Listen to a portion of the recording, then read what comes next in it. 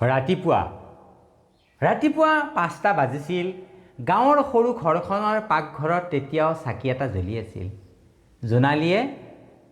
জোনালীয়ে চৌকাৰ কাষত বহি লাহে লাহে ৰুটি বেলি আছিল। মাজে মাজে কাঁহ এটা উঠি বুকুখন কঁপাই দিছিল। তথাপিও হাত ৰখা নাছিল। কাৰণটো হ'ল আজি তাইৰ পুতেক ঋত্বিক চহৰলৈ যাব। চহৰত চাকৰিৰ ইণ্টাৰভিউ দিবলৈ যাব। গোটেই গাঁওখনেই জানে বিধৱা জোনালীয়ে মানুহৰ ঘৰত কাম কৰি, কাপোৰ চিলাই কৰি, উপবাসে থাকি কাৰোবাৰ যিকোনো কামকে কৰি পুতেকক পঢ়ুৱাই ডাঙৰ কৰিছে। অনেক ৰাতি নিজে নোখোৱাকৈয়ে পুতেকক ভাত খুৱাই কৈছিল, মই আগতে খাইছোঁ বোপাই।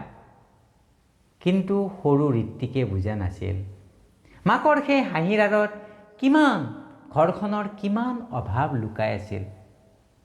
ঋত্বিক ওলাই যাবৰ হ'ল ইণ্টাৰভিউলৈ। ঋত্বিক ওলাই যোৱাৰ সময়ত জোনালীয়ে এটা পুৰণি টোপোলা এটা হাতত দিলে আৰু ক'লে, ৰাস্তাত ভোক লাগিব, 2টা ৰুটি আৰু আলু ভজা অকণমান দিছোঁ। ঋত্বিক বিৰক্ত হ'ল, মা এতিয়াও এইবোৰ কোনে লৈ ফুৰে?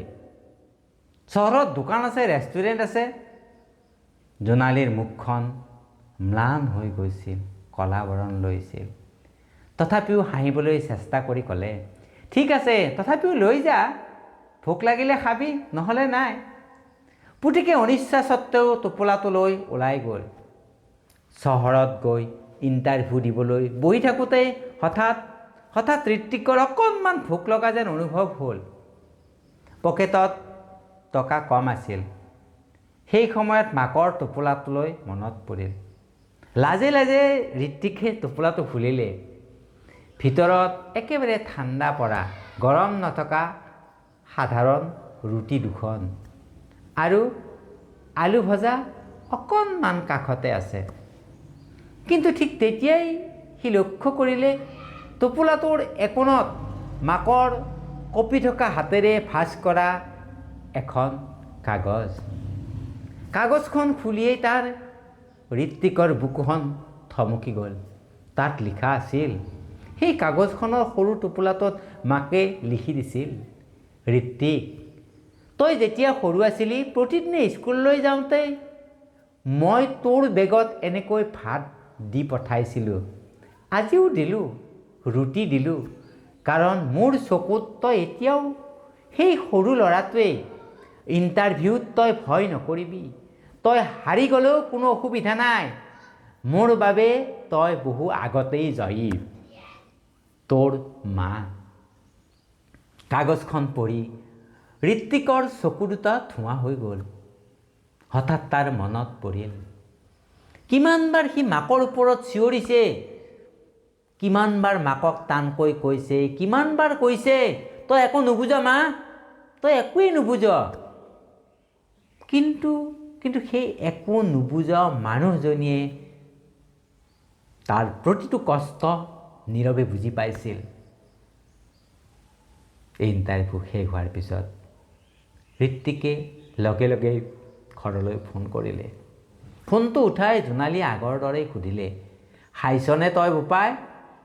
এইবাৰ ঋত্বিকে আৰু কথা ক'ব নোৱাৰিলে। ফোনৰ সিপাৰে মাথো তাৰ কান্দোন শুনা গ'ল। জোনালীয়ে ভয় খাই গ'ল, কি হ'ল বোপাই, কি হ'ল? ঋত্বিকে কঁপি থকা মাতেৰে মাকক ক'লে, মা মই জীৱনত বহুত মানুহ দেখিছোঁ, বহুত মানুহক লগ পাইছোঁ, কিন্তু তোমাৰ দৰে মোক কোনেও ভাল পোৱা নাই আৰু ভাল পাব নোৱাৰে। ফোনৰ সিপাৰে কিছু সময় নীৰৱতা, মাকে একো এটা কোৱা নাই। তাৰপিছত সেই মাক জোনালীৰ হাঁহি মিহলি কান্দোন, সেই পাগলটো কৰবাৰ, মাক নোহোৱাকৈয়ে আৰু কোনে ভাল পাব তোক, মাকেই ভাল পাব তোক। সেইদিনা ৰাতি বহুদিন পিছত ঋত্বিকে আকাশলৈ চাই এটা কথা গভীৰভাৱে অনুভৱ কৰিলে, পৃথিৱীত হয়তো বহু সম্পৰ্ক স্বাৰ্থত মিহলি হৈ আছে, কিন্তু মাকৰ ভালপোৱা মাকৰ সেইটো অনুভৱ যিটো সন্তান ডাঙৰ হ'লেও কেতিয়াও সৰু হৈ নাযায়, সেই অনুভৱটো সেই মাকৰ সন্তানৰ প্ৰতি যি মৰম ভাল পোৱা যি অনুভৱ, সেইটো বাৰু অকল মাকৰে থাকে নে অইন কাৰোবাৰো থাকে? গতিকে পৃথিৱীত সৰ্বশ্ৰেষ্ঠ সম্পৰ্ক বা ভাল পাব পৰা মানুহগৰাকী মাকত বাহিৰে আন কোনো হ'ব নোৱাৰে। গতিকে সময় থাকোঁতে আমি মাৰ যত্ন লোৱা বা মাৰ খবৰ খাতি লোৱাৰ প্ৰয়োজন। কাৰণ এই পৃথিৱীত মাৰ বাহিৰে সন্তানক কোনেও কেতিয়াও ভাল পাব নোৱাৰে।